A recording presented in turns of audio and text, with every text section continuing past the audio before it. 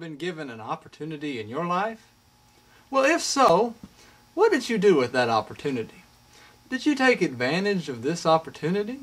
Or did you just pass it by and not really think it was that important? Well, I'm here today to talk to you about opportunities and how you can better use them. An opportunity is something that everyone gets sometime in their life.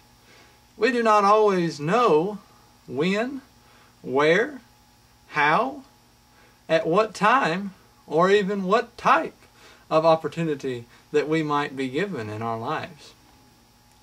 But one thing is certain, we are all given opportunities. Well, now if we have these opportunities, we must learn to be able to identify an opportunity when it comes up in our lives.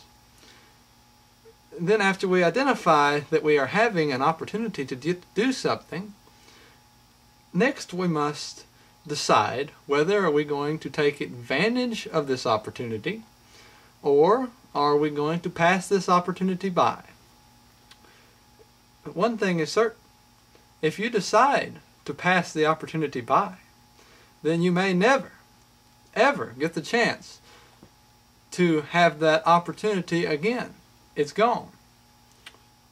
But now some of the opportunities that are very common in people's lives and that most people have all the time in their life will include some of these. You might have the opportunity to get to learn something new. You might get the opportunity to make some money. You might get the opportunity to get to do something for somebody. Maybe the opportunity to get to meet new people. An opportunity to make a new friend. An opportunity to share Christ with someone. An opportunity to help someone. An opportunity to get to do something good for a certain thing. An opportunity to get to go somewhere.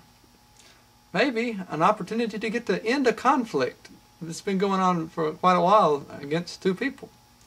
Or maybe it might be just an opportunity to get out and have fun with friends and family or whatever.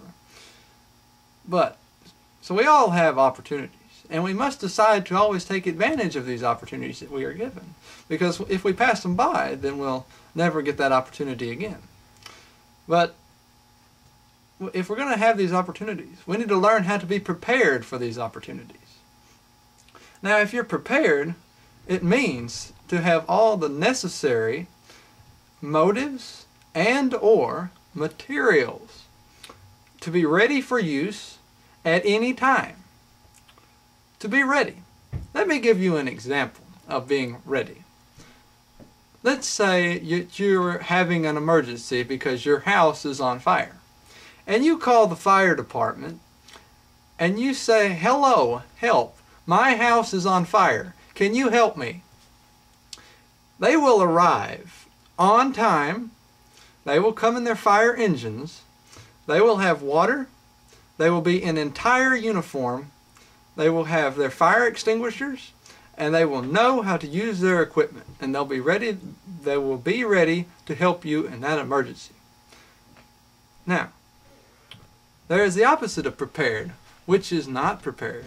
That means not ready, not having what is needed to do what you need to do or what you want to do. Now, let me give the same situation again. Let's say your house is on fire, and you call the fire department, and you say, "Hello, help me, my house is on fire, can you help me?" Okay, so they get there, but they were late because their trucks were not ready to get them to your house. They ran out of gas on the way. They come in their regular clothing. They are not ready to fight a fire because they don't have their fire clothing on.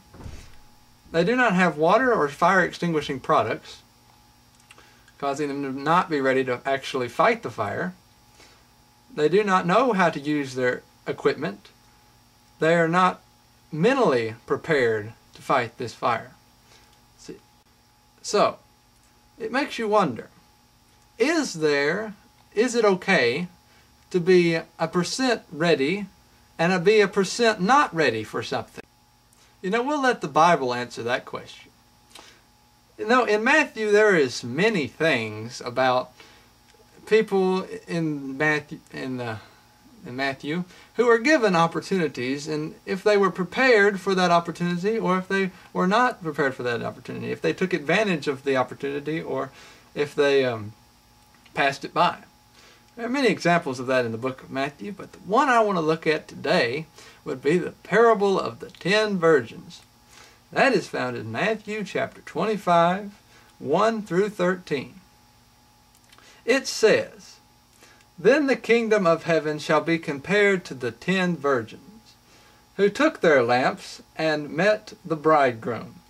5 of them were foolish, 5 of them were wise. For the foolish took their lamps, and they took no oil with them. But the wise took flasks of oil with them in their lamps. As the bridegroom was delayed, they all slumbered and slept. But at midnight there was a cry, 'Behold, the bridegroom, come out and meet him.' Then all the maidens arose and trimmed their lamps, and the foolish said to the wise, 'Give us some of your oil, for our lamps are going out.' But the wise replied, 'Perhaps there will not be enough for ourselves. Go into the city and buy oil for yourselves.' And while they went to buy, the bridegroom came, and those who were ready, those who were prepared, went in with him to the marriage feast, and the door was shut. Afterward the other maidens came also, saying, 'Lord, Lord, open to us.' But he replied, 'Truly, truly, I say to you, I do not know you. Watch, therefore, you know neither the day nor the hour.'" What can we learn from this story about opportunities and being prepared and not being prepared? Well, let's say that they all had lamps, so they were all 50% prepared, wouldn't you think? But the bridegroom was delayed. 5 of them were ready. They were prepared to meet the bridegroom at any time that he might arrive. They already had their oil. They had their oil and their lamp. The other 5 got their lamp, but they found out that the bridegroom would be delayed, so they delayed on buying the oil for their lamp. So they stayed 50% ready. But they still didn't know when the bridegroom would come. Unfortunately, they were not ready to meet the bridegroom, and they were not prepared for their opportunity. So when the opportunity came, they missed it. They missed their opportunity to meet the bridegroom. So lamps without oil, 50-50. They were 50% prepared, 50% not prepared. Is it possible to be like that? Well, let's go back to the fire situation again. Let's say you call the fire department and you say, "Hello, help, my house is on fire." And they come there and they have their trucks and they have their fire extinguishing products, and they have their helmet on their head, they have their jacket on, and they have their gloves on, they have their pants on, but they don't wear their shoes. They're barefoot. They're still not prepared to fight this fire completely. They won't be as effective at it. So we need to be prepared. Now, it's not even good to be 95% prepared and be 5% not prepared. In James chapter 2:14, it says, "Faith without works is dead." Faith without works is dead. That's 50% ready with faith, 50% not ready with works. And it's dead. So if you have faith without works, you might miss your opportunity to get to go to heaven someday, which isn't good. So, you have the opportunity today to obey the gospel so that you can live your life for Christ as a Christian, and you will have the hope of heaven someday. So will you take advantage of this opportunity which Christ is giving you right now to obey the gospel, or will you pass it by? Think about it.